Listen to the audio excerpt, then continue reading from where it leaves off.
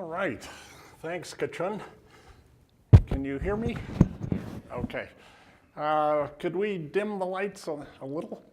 So I wanted to start with a story that had just happened when we last got together the end of November, and that was the landing of the Mars InSight mission on Mars, which took place on November 26th. So there's been quite a bit happening since then, and I just wanted to get you caught up on that. So first of all, this is what InSight stands for. It's a great acronym that replaces lots of words with very few letters.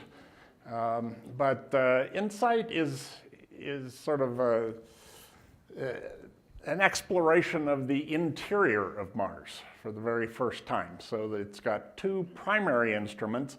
One is a seismic experiment, a seismometer, and the other is a heat flow experiment that will burrow under the surface and give us information on how the interior of the planet is losing heat to the surface.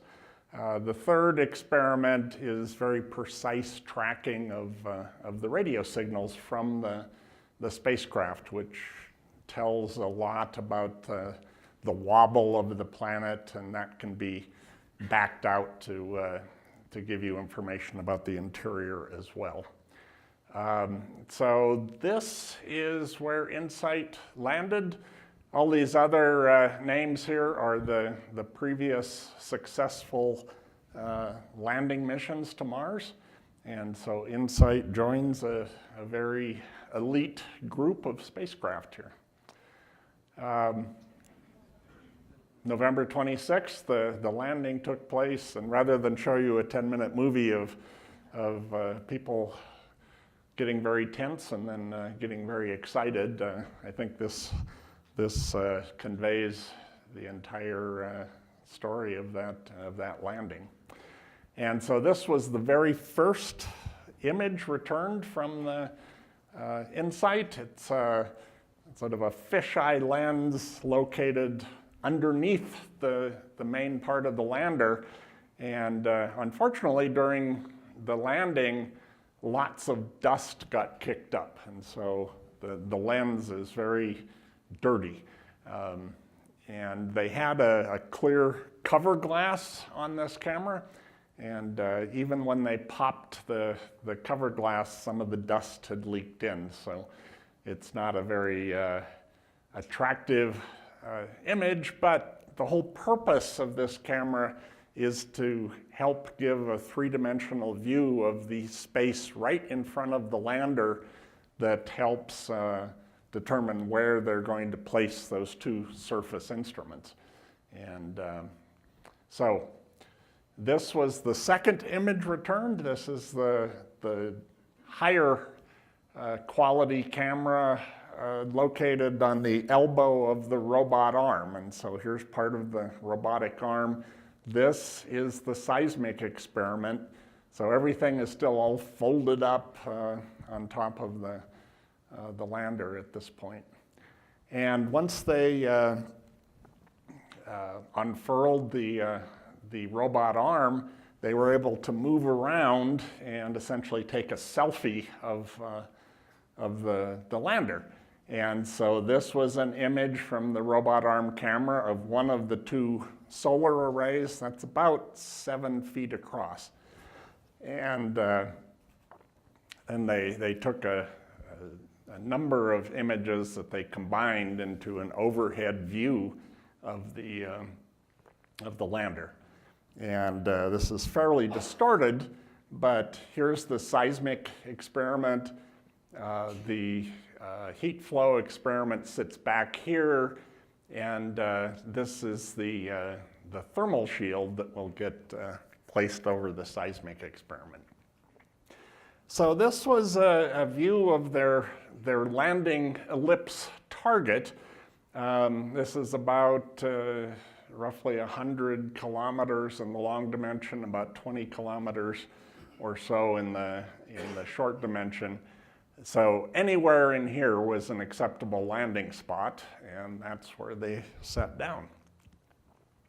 And so several days after landing, the Mars Reconnaissance Orbiter flew overhead. It's got a very high-resolution camera on board that can see things about half a meter or so across.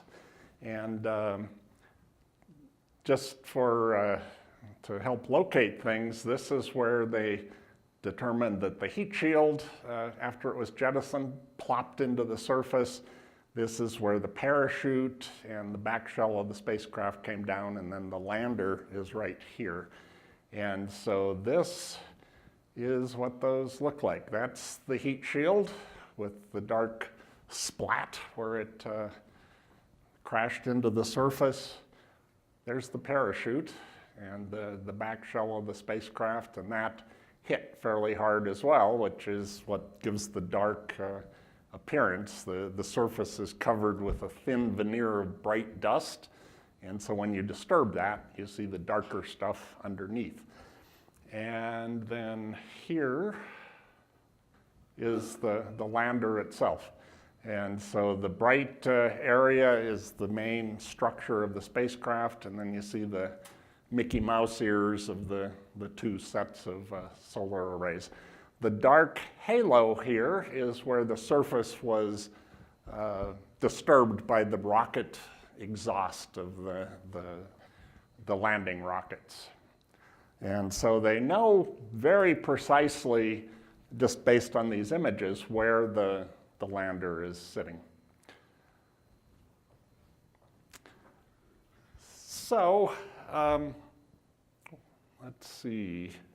I'm sorry, could we turn the audio on for just this one? I'm going to start over again. Well, I guess it'll just keep looping. So, using the seismic experiment and a pressure sensor on the lander, they get vibrations related to the wind blowing across the solar panels. And converted into an audio signal, this is what the wind would sound like if you had your ear down to the structure of the spacecraft. And you could hold your breath really well. So that's actually the first time that we've been able to record audio from the surface of Mars. There have been experiments that were intended to do that, and for one reason or another, the hardware either failed or was not actually turned on. So that's come on. All right. So the middle of December, they finally had surveyed the landing site well enough that they determined where they wanted to set down the seismic experiment. And so here's the robot arm. There's a grapple on top of the seismometer, and they reach out and pick it up and then move it down to the surface. And so here's that the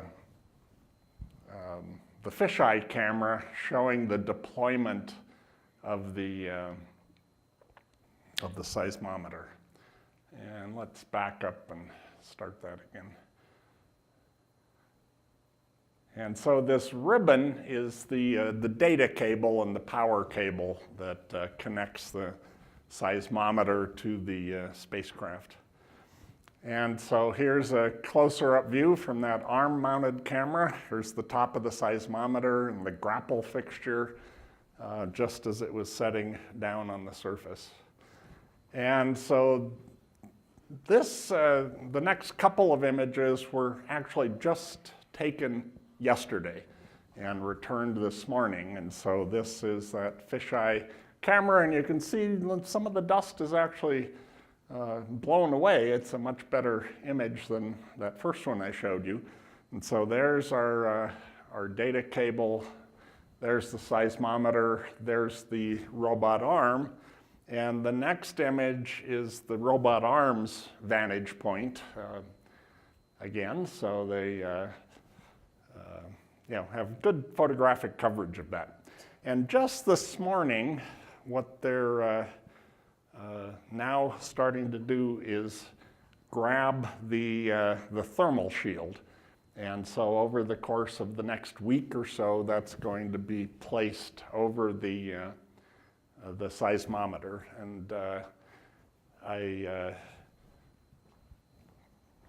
they're going to spend probably another month or so calibrating this experiment, making sure everything works well, and then they'll deploy the heat flow experiment. And then for the next 2 years, they just collect data. So it's everything's going very well at this point. Steve, what's the actual protection of the shield? The shield, it's sort of like a chain link curtain on the bottom of it. And so first of all, that gets lowered over the seismometer, and it protects the seismometer from wind so that you don't get vibrations every time a gust of wind comes by. And it also provides thermal insulation so that it sort of evens out the day to night temperature variation.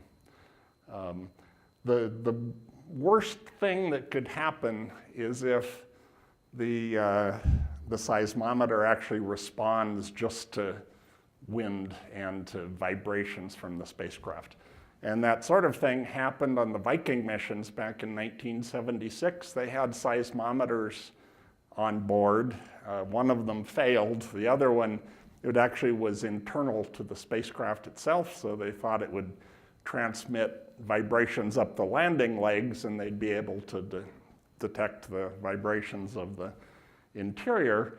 And in fact, the spacecraft had lots of mechanisms on board. Every time any mechanism moved, it just swamped the seismic experiment. So all you got back was noise. And so they learned their lesson, and that's why this one is placed 7, 8 feet in front of the lander, sitting on the surface, and very well protected.